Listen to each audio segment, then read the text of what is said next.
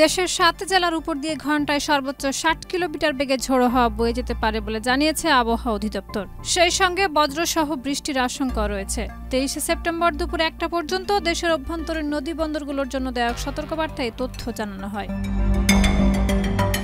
আবহাওয়া অফিসের তথ্য মতে খুলনা, বরিশাল, পটুয়াখালী, নোয়াখালী, কুমিল্লা, চট্টগ্রাম ও কক্সবাজার জেলার উপর দিয়ে দক্ষিণ অথবা দক্ষিণ পূর্ব দিক থেকে ঘন্টায় ৪৫ থেকে ৬০ কিলোমিটার বেগে অস্থায়ীভাবে দমকা অথবা ঝোড়ো হাওয়া বয়ে যেতে পারে। একই সঙ্গে বৃষ্টি অথবা বজ্রসহ বৃষ্টির সম্ভাবনাও রয়েছে।